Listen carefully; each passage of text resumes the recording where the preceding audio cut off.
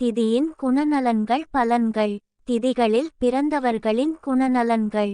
ஒரு மாதம் என்பது சந்திரனின் 15 நாள் வளர்பிறை நாட்களையும் 15 நாள் தேய்பிறை நாட்களையும் கொண்டு கணக்கிடப்படுகிறது. அப்படியான ஒரு மாதத்தில் 14 நாட்கள் வளர்பிறை திதிகளும் 14 நாட்கள் தேய்பிறை திதிகளும் ஏற்படுகிறது. மீதம் 2 நாட்கள் ஒன்று அமாவாசை மற்றொன்று பௌர்ணமி ஆகிறது. பிரதமை திதியில் பிறந்தவர்கள் சுக வாழ்க்கை வாழ்பவர்களாக இருப்பார்கள். இவர்கள் பெண்கள் மீது சற்று அதிக மோகம் கொண்டவர்களாக இருப்பார்கள். இத்திதியில் சுபகாரியங்களான யாகங்கள், ஹோமங்கள், திருமணம், கிரகப்பிரவேசம் போன்றவற்றை செய்யலாம். இத்திதிக்கான தேவதை அக்னி பகவான். துவதியை திதியில் பிறந்தவர்கள் நேர்மை குணம் மிக்கவர்களாக இருப்பார்கள். இவர் எவ்வகை கருவிகளையும் திறம்பட கையாளும் திறமை மிக்கவர்களாக இருப்பார்கள். இத்திதியும் கோவில் விசேஷங்கள், யாகங்கள் போன்ற சுப காரியங்களைச் செய்ய ஏற்றதாகும். இத்திதிக்கு அதிபதி பிரம்மதேவன். திருதியை இவர்களின் மனதில் தீமையான எண்ணங்கள் மேலோங்கும் சற்று முரட்டுக்குணம் கொண்டவர்களாகவும் இருப்பார்கள். இத்திதி தினத்தில் கல்வி பயிலுதல், வேதம் கற்றல், கலைகளை பயிலாத தொடங்குதல் போன்ற காரியங்களைச் செய்யலாம். இத்திதியின் அதி தேவதை சக்தி தேவி. சதுர்த்தி திதியில் பிறந்தவர்கள் தங்கள் செயல்பாடுகளில் இரகசியம் நிறைந்தவர்களாக இருப்பார்கள். பேராசை எண்ணம் கொண்டவர்களாக இருப்பார்கள். மிகவும் தந்திரசாலிகளாக இருப்பார்கள்.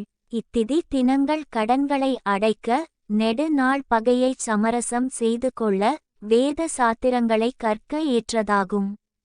இத்திதியின் அதி தேவதை யமதர்மன். பஞ்சமி திதியில் பிறந்தவர்கள் பல நேர்மறையான குணங்களை பெற்றிருப்பார்கள். சிறந்த அறிவாற்றல் கொண்டவர்களாகவும் நீண்ட ஆயுள் உடையவர்களாகவும் இருப்பார்கள். பொதுவாக கோவில் சம்பந்தமான சுப காரியங்களைச் செய்ய ஏற்ற திதியாகும். ஜாதகத்தில் நாகதோஷம் கொண்டவர்கள் இத்திதியில் புற்றுள்ள கோவிலுக்கு சென்று வழிபாடு செய்தால் அவர்களின் நாகதோஷம் நீங்கும். இத்திதியின் தேவதை நாக தேவதைகள். சஷ்டி திதியில் பிறந்தவர்கள் வீரம் மிக்கவர்களாக இருப்பார்கள். பணம், பொன் போன்றவற்றின் மீது அதிக ஆசை கொண்டவர்களாக இருப்பார்கள். உறவினர்களாலும் நண்பர்களாலும் அதிகம் விரும்பப்படுவார்கள். இதுவும் கோவில் சம்பந்தமான சுப காரியங்கள், கோவில் குளங்கள் சீரமைத்தல் போன்ற செயல்களை செய்ய ஏற்ற திதியாகும். இத்திதிக்கான அதி தேவதை கார்த்திகேயன். இத்திதியில் முருகனுக்கு விரதமிருந்து அவரை வழிபட புத்திர பேரில்லாமல் தவிப்பவர்களுக்கு அப்பேறு கிட்டும்.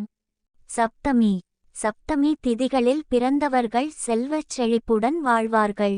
கற்றோர்களையும் முதியவர்களையும் மதிக்க தெரிந்தவர்கள். நற்குணங்கள் நிறைந்தவர்கள். வெளியூர், வெளிநாடு, கோவில்களுக்கு தீர்த்த யாத்திரை போன்ற பயணங்கள் செல்ல ஏற்ற திதியாகும். இத்திதியின் அதி தேவதை சூரிய பகவான். முற்றுப்புள்ளி.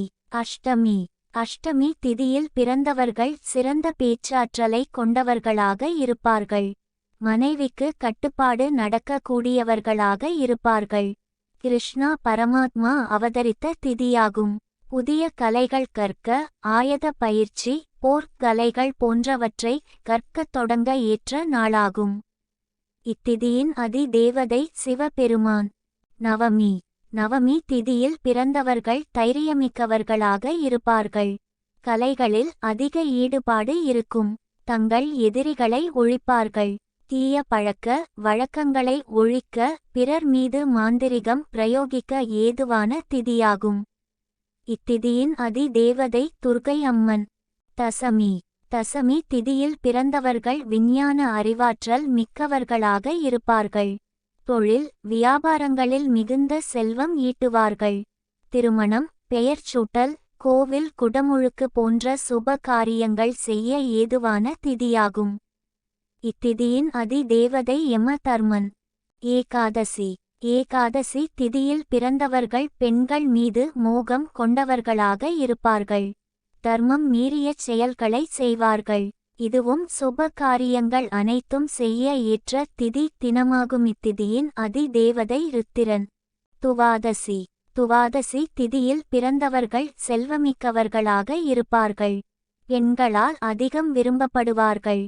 கோவில் சம்பந்தமான காரியங்கள், சிற்பம், ஓவியம் போன்ற கலைகளை பயில ஏற்ற திதியாகும். இத்திதியின் அதி தேவதை விஷ்ணு. திரியோதசி. இத்திதியில் பிறந்தவர்கள் நல்ல மனம் கொண்டவர்களாக இருப்பார்கள். சுற்றமும் நட்பும் அதிகம் பெற்றிருப்பர். இதுவும் தெய்வீக சுப காரியங்கள் அனைத்தும் செய்ய ஏற்ற திதியாகும். இத்திதியின் அதி தேவதை சிவபெருமான். சதுர்த்தசி. இத்திதியில் பிறந்தவர்கள் நல்ல உடல் மனபலம் கொண்டவர்களாக இருப்பார்கள். தங்கள் நினைத்ததை நடத்தி காட்டுவார்கள். கல்வி கற்கத் தொடங்க புதிய கலைகள் பயில ஏற்ற திதியாகும். இத்திதியின் அதி தேவதை காளி. முற்றுப்புள்ளி. அமாவாசை. அமாவாசை என்பது சூரியனும் சந்திரனும் ஒரே நேர்கோட்டில் சந்திப்பது ஆகும். இந்த காலகட்டத்தில் இருள் சூழும் நிலை காணப்படுவதால் இந்த திதியன்று பிறந்தவர்கள் நன்னடத்தையற்றவர்கள் என்றும் தீய வழிகளில் செல்வம் சேர்ப்பார் என்றும் கூறப்படுகின்றது. ஆனாலும் இந்த திதியில் பிறந்தவர்கள் பித்ருக்களை வணங்கியவர்கள் செல்வம் மற்றும் செல்வக்குடன் வாழ்கின்றனர்.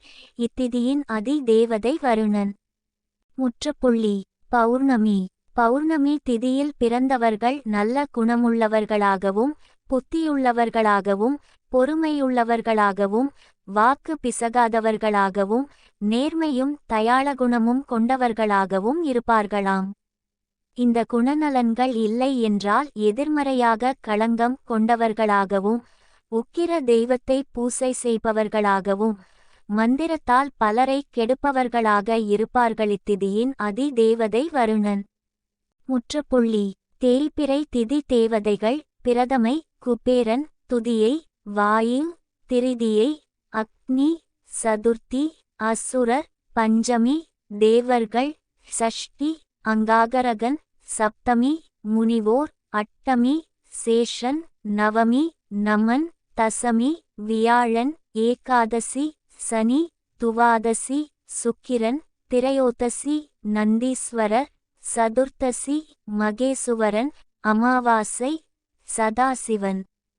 திதி தேவதைகள் வளர்ப்பிறை. பிரதமை துர்கை, துதியை விசுவதேவன், திரிதியை சந்திரன், சதுர்த்தி விக்னேசுவரன், பஞ்சமி தேவேந்திரன், சஷ்டி சுப்பிரமணியன், சப்தமி சூரியன், அட்டமி இலக்குமி, நவமி சரஸ்வதி, தசமி வீரபத்திரன், ஏகாதசி பார்வதி, துவாதசி விஷ்ணு, திரையோதசி பிரம்மா, சதுர்த்தசி உருத்திரன், பிளர்ணமி வருணன். திதி தேவதைகள். இந்த திதிகளில் பிறந்தவர்கள் இந்த திதி தேவதைகளையும் திதி கிரக ஸ்தலங்களையும் வழிபாடு செய்தால் அது அவர்களுக்கு காவல் தெய்வங்களாக இருந்து வறுமை பிணிபீடை கஷ்டம் ஆகியவைகளை நீக்கும்.